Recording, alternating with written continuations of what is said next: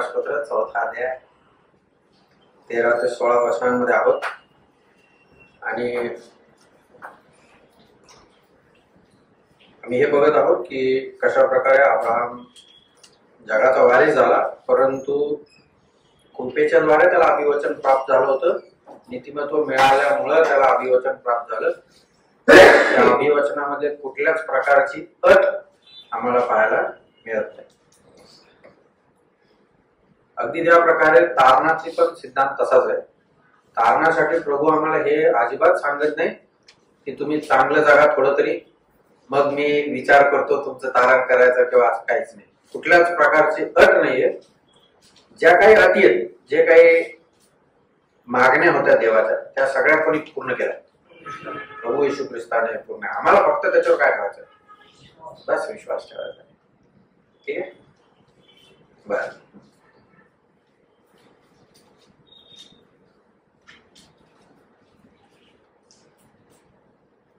जर अभिवचन हे नियमशास्त्राच्या पालनावर अवलंबून असेल तर मग त्या ठिकाणी विश्वासाची गरज नाही असं पाऊल म्हणत आहे. जर नियमशास्त्र पालन केल्यामुळे जर अभिवचन मिळत असेल तर विश्वासाचा तिथं काही प्रश्नच उद्भवत नाही.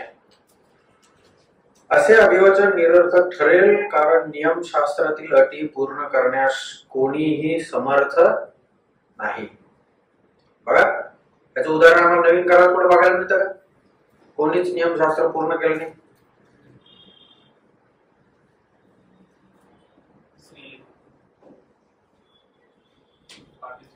येस, बघा, वचन वाचताना आमचं नेटवर्क जरा ऑन झालं पाहिजे. 5G चालू आहे बाबा आता. आम्ही अजून 2G 3G मध्येच आहे. वचन वाचताना अगोदर वाचलेली वचन, कोणत्या दासन शिकवलेल्या गोष्टी, आपण स्वतः केलेला अभ्यास आम्हाला काय झाला पाहिजे, लगेच लक्षात आला पाहिजे. कुठं ती पापी स्त्री जेव्हा मध्ये उभी होती, सगळे दगड घेऊन काय करा रेडी होते एकदम मारायला, पण प्रभू येशू ख्रिस्त काय म्हणला तिकडे,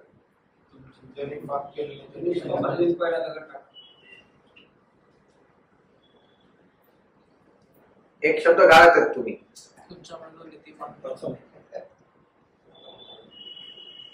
प्रभू येशू ख्रिस्त असं म्हणाला, तुम्हामध्ये जो निष्पाप आहे त्यांनी पहिले दगड मारावा. तिथं एक शब्द फार महत्वाचा आहे, तो अंडरलाईन केला पाहिजे जरा चांगला रगडून. काय? तुम्हामध्ये. का बरं तुम्हामध्ये काय टाकला येशू ख्रिस्ताने शब्द? अरे एक जण आहे निष्पाप, तो दगड काय करू शकतो? काय प्रभूचं ज्ञान आहे हो. त्याला माहित होतं मी आहे तर काय द्यायला, शासन शिक्षा करायला, म्हणून त्याने पहिलेच काय केला, त्या वर्तुळातून बाहेर निघाला. तुम्हाला म्हणता बरोबर सगळे त्या वर्तुळामध्ये शिरले, लॉक करून टाकले येशू ख्रिस्ताने त्या गोष्टी. अद्भुत आहे प्रियानो, एक एक शब्द फार महत्वाचा आहे. तर अशा प्रकारे आम्हाला काय शिकायला मिळतं, ज्यावेळेस येशू ख्रिस्त म्हटलं तुम्हामध्ये जो कोणी निष्पाप आहे त्याने प्रथम दगड टाकावा, काय झालं असं लिहिलं तिथं. वृद्धापासून तरुणापर्यंत सबने आपले पत्थर छोड दिए. आणि तिकडून काय झालं, त्यातून काय शिकले, हे कोण लोक होते, दगड टाकून जाणारे कोण होते, शास्त्रीय पुरुष. तुमच्या माझ्यापेक्षा जास्त माहित होतं त्यांना. असे लोक, त्यांना सुद्धा नियमशास्त्र काय करता आलं नाही. There is no one absolutely in this world who would fulfil 10 commandments.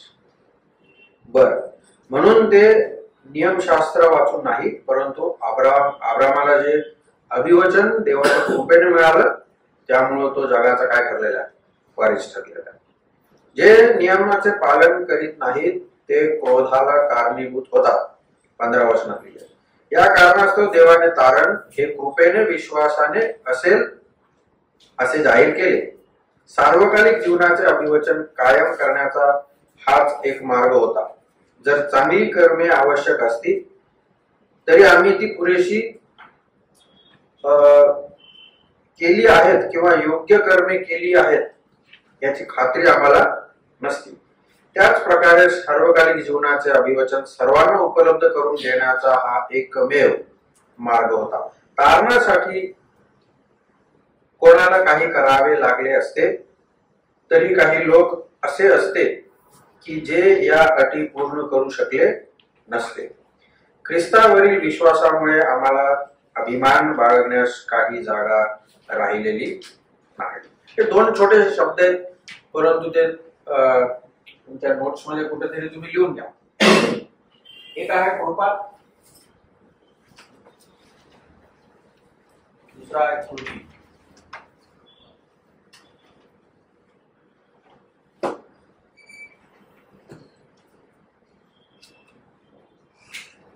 बघा, नियमशास्त्र पालन करणं हे काय, या दोन शब्दांचा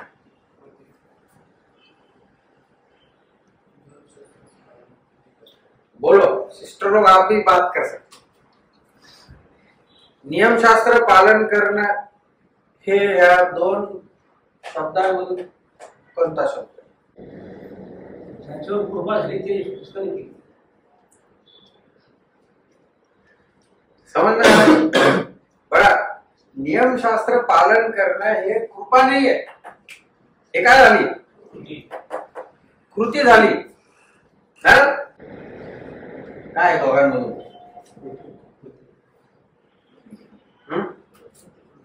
कृपा आहे का कृती? सब लोग जाओ. क्या है? कृपा झाली मग कृती काय? कृती केली. दोन मधून एक काहीतरी. ते कृती आहे का कृपा? कृपा केली. कृपा केल्याच्या नंतर कृती झाली बाबतीत. हा ठीक आहे ब्रदर, तुम्ही जे बोलत आहे ते बरोबर आहे. मला हेच समजून सांगायचंय तुम्हाला की बाप्तिस्मा ही कृपा नाहीये, ही काय कृती करतो मनुष्य बाप्तिस्मा घेऊन. मग कृपा काय?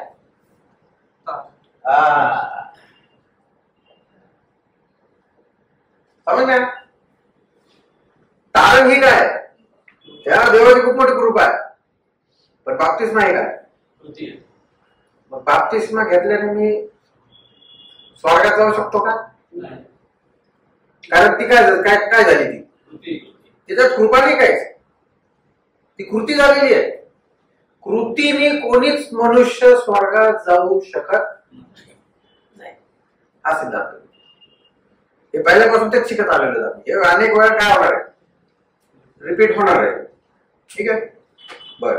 तर हे दोन शब्द नेहमी लक्षात राहू द्या.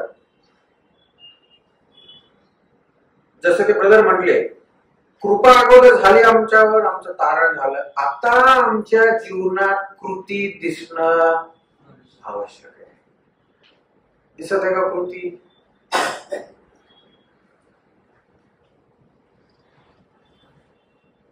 जर नसेल दिसत तर दोन ऑप्शन आहेत. एक तर तारण नाही झालं, किंवा झालंय पण आम्ही कृतीशील नाही. म्हणून हे शिकणं गरजेचं आहे. आमच्या तारणा अगोदरचं कोणतं पण काम देव अजिबात मान्य नाही करत. पण तारणा, मला आश्चर्य हे वाटतं, तारणा अगोदर खूप जोश राहतो माणसामध्ये, हे करायचं ते करायचं ते करायचं ते करायचं. पण देव काय करत नाही, ते गोष्ट मान्यच करत नाही. पण तारणानंतर सब विश्वास नाही क्या हो जाते, थंडे पडायला जाते. काय काम करायला, कृती करायला तयार होते. मग कृती आमची कशानंतर आहे? तारणाच्या नंतर ती कृती दिसणं आवश्यक. ओके, पुढचा मुद्दा बघूया. अब्रामाविषयी काही आणखीन महत्वाच्या गोष्टी 17 ते 25 वचनामध्ये दिलेल्या आहेत. अब्रामाचे उदाहरण आम्हाला स्पष्ट सांगते की तारण किंवा नीतिमत्व हे विश्वासानेच आहे. देवाने अब्रामाला सांगितले की तू राष्ट्रांचा पिता होशील. देव अब्रामास म्हणाला, आकाशातील ताऱ्यांइतकी तुझी संतती होईल. मानवी दृष्टीने विचार करता अशक्य आहे ती गोष्ट. अब्राहमाचं वय किती होतं? जवळपास 100 वर्ष. सारेचे पण 90 वर्ष. तिथं लिहिले गर्भधारणेचं वय तिचं काय झालं होतं? गेलेलं होतं, निघून गेलं होतं. तरी पण अशा परिस्थितीमध्ये त्याने काय ठेवला? विश्वास ठेवला. ते विश्वास त्याला नीतिमत्व हे गणण्यात आलं. त्याला नीतिमत्व त्या विश्वासामुळे प्राप्त झालं. अब्राहमाचा वृत्तांत आम्हासाठी लिहिलेला आहे. विश्वासाने नीतिमत्व देण्यात आल्याचे अब्राहम हे एकमेव उदाहरण नाही, असे अनेक उदाहरण आहेत. विश्वासाने ज्याला काय मिळाले? तारण मिळालं. जर आम्ही देवावर विश्वास ठेवू तर तो ज्याने प्रभू येशूला मरणातून उठविले तो आमच्या बाबतीत सुद्धा ते करण्यास समर्थ आहे.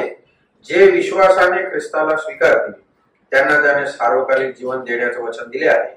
ज्या प्रकारे प्रभू येशू तुमच्या आमच्या अपराधामुळे वधस्तंभावर खिळण्यात आला व आपण त्याच्याद्वारे नीतिमान ठरावे म्हणून देवाने त्याला मरणातून काय केलंय? उठवलंय. बघा आता हे वाक्य बघा कसं वापरलंय पावलाने. आपण त्याच्याद्वारे नीतिमान ठरावे म्हणून देवाने त्याला मरणातून काय केलंय? उठवले. म्हणजे आम्ही कधी नीतिमान ठरलो या वाक्यानुसार?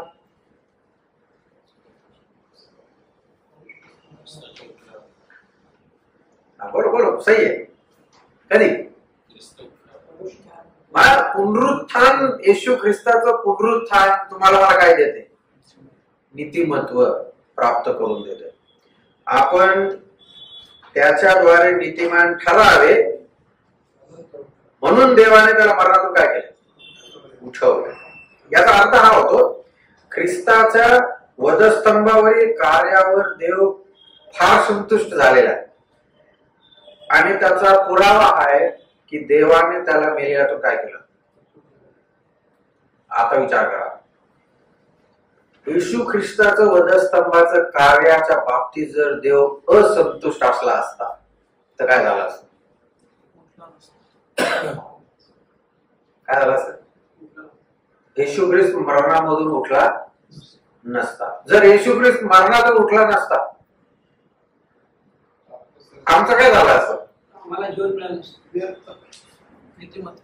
आम्हाला नीतिमत्व मिळालं नसतं. आमचं तारण होणं काय होतं? अशक्य होतं. बघा तारणामध्ये किती गोष्टींचा काय समावेश आहे ना. म्हणून तरुणांना विशेष करून पुन्हा अनेक तरुण येशू ख्रिस्ताच्या वधस्तंभाचं कार्याच्या बाबतीत उल्लेख करतात. त्याने सहन केलं, मग हे ते केलं आणि तो येशू ख्रिस्त काय झाला? मरण पावला. आणि तिकडं काय येतो?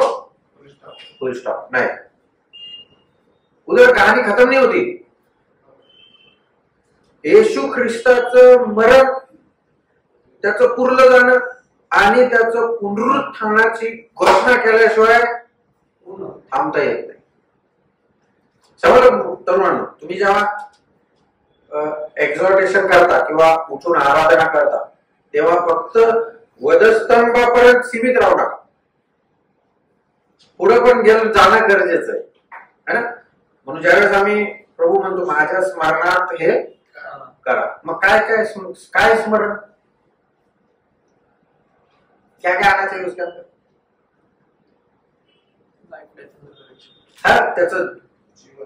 त्याचं जन्म, त्याचं जीवन, त्याचं वधस्तंभाचं कार्य, त्याचं पुरलं जाणं, त्याचं पुनरुत्थान, त्याचं स्वर्गारोहण, त्याचं हा.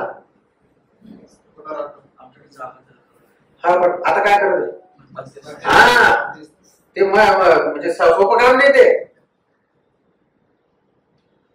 तुमच्या माझ्यासारख्या मी तर म्हणत बेकार माणसांसाठी तो काय करत आहे?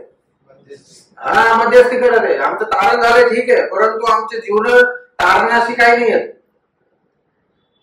मॅच होत नाही. अशा लोकांसाठी काय करत आहे तो? मध्यस्थी करत आहे. आणि एक दिवशी काय करणार? हा, मंडळीला घेऊन या सगळ्या गोष्टींचा समावेश एका छोट्याशा वाक्यामध्ये. काय?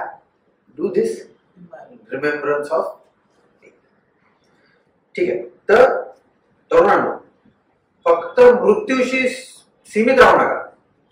या सगळ्या गोष्टी काय झाल्या पाहिजे तुमच्या अभ्यासामध्ये, तुमच्या आराधनेमध्ये आल्या पाहिजेत. येशू ख्रिस्ताचं जीवन, जन्म असो, त्याचं जीवन असो, त्याचं वधस्तंभाचं कार्य, त्याचं पुरलं जाणं, त्याचं पुनरुत्थान, हे खूप मोठ्या मोठ्या सिद्धांतांशी त्याचं रिलेशन असल्या कारणाने आम्ही कुठलीच गोष्ट काय करू शकत नाही, स्किप करून पुढे जाऊ शकत.